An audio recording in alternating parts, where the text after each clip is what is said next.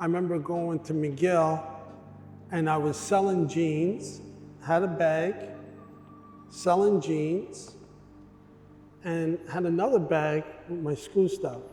So I'd be on campus selling jeans for $10 a pop, making 5 off of each of those jeans, because I had a buddy who used to get them off of a truck, right?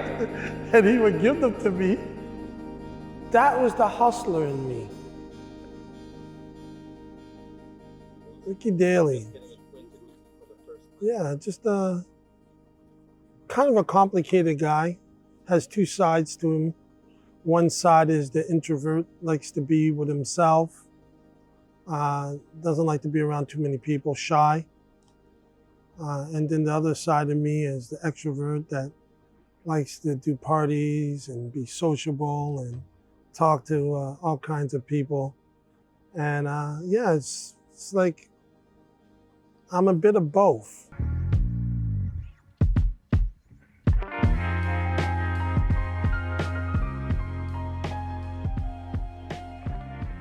Born and raised in Little Burgundy.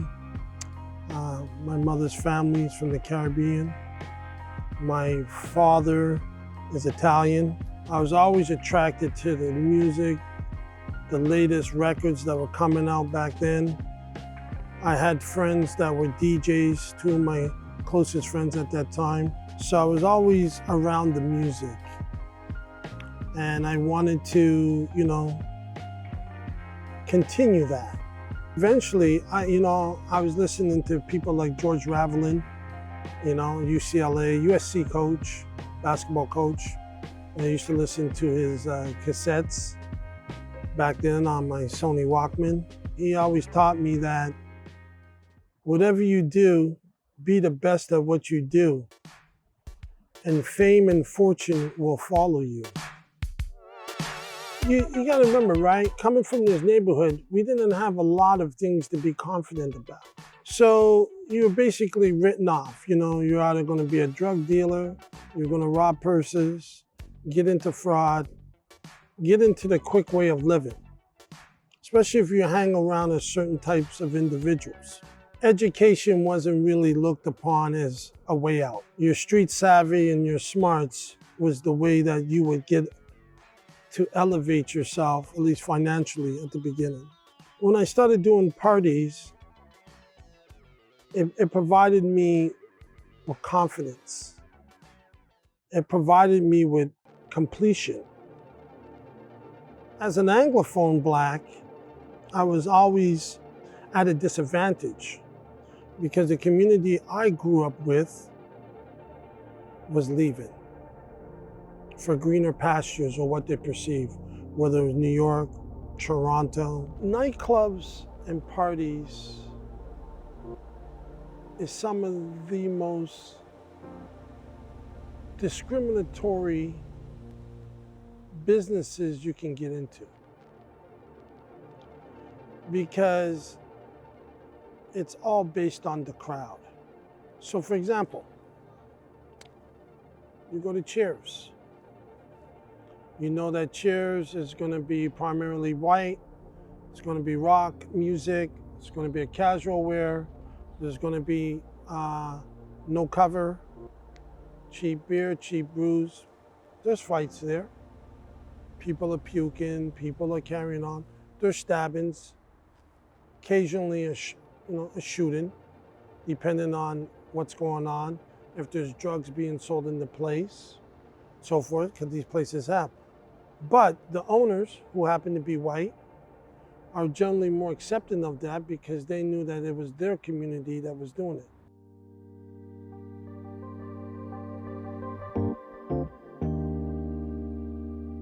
I was a person who at one stage in my life didn't complete things.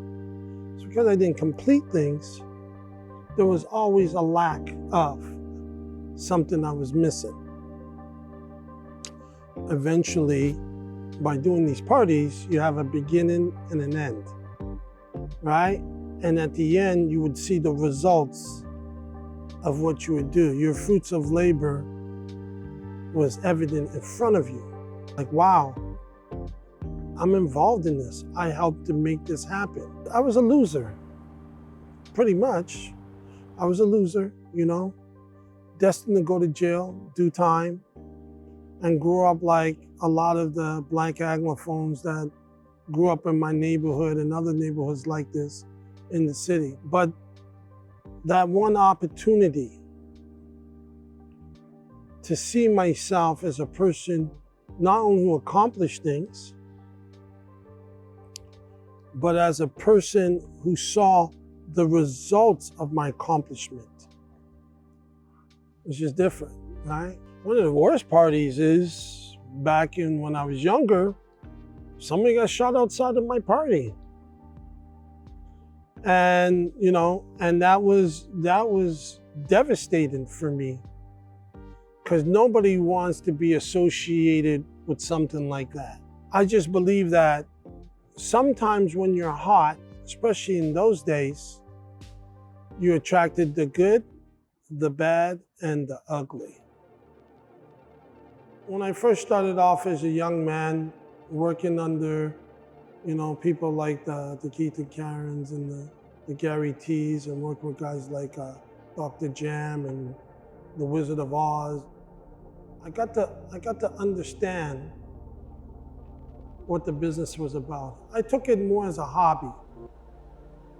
Hand out flyers at, you know, 2:30 in the morning till 4 o'clock in minus 15-degree weather.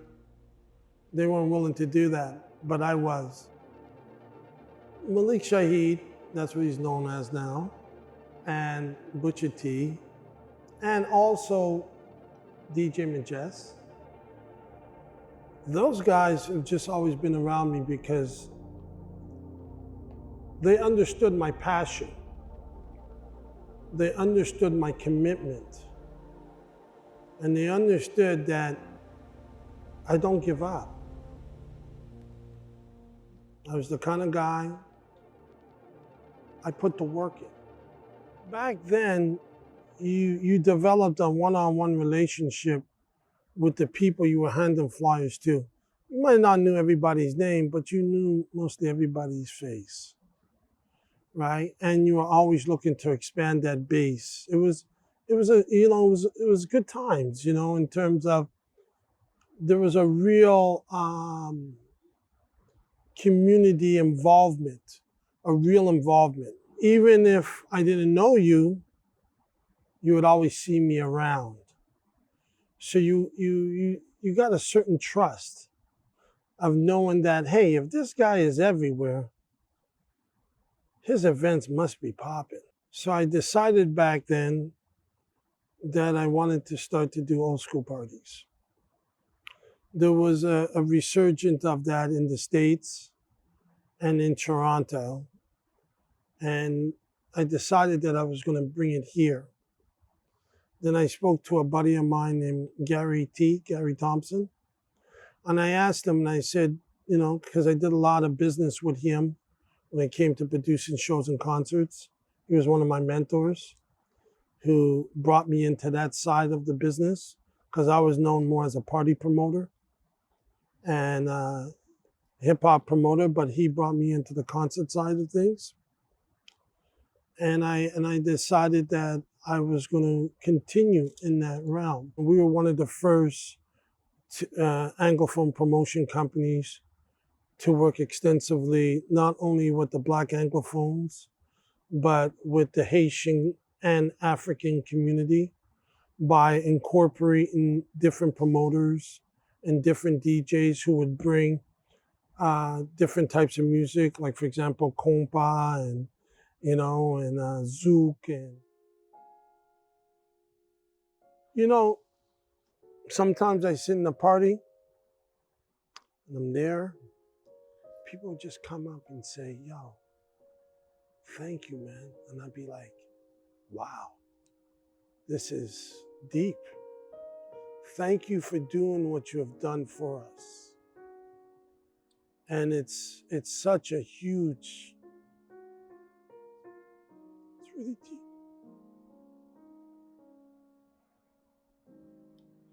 It's such a deep feeling. To be known that you're appreciated.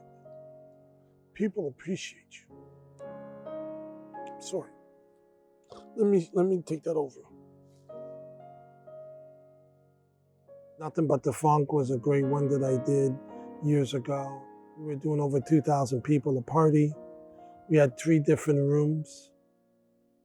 I got the Lifetime Achievement Award for the Gala Dynasty, where they prepared a segment dedicated to my life. I also was in the calendar, the Black History Month calendar. Had a month assigned to me. I can't remember the month though. Produced shows from the Sweet Mickeys to the Class. Sometimes I'd be the only Anglophone in some of these Haitian shows. It was just in me. Just like some people are born tall, some people are born short, some people are more negative, and some people are more positive. Some people are smarter, some people are dumber. It just was in me, man. It's just something that I realized. And what brought that out of me was that feeling of accomplishment. Without that, I would have been maybe in jail, maybe dead,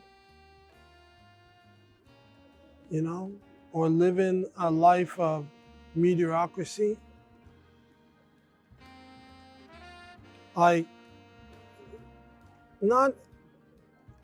God created all human beings as equal. But what God did is give people choices, the power of choice.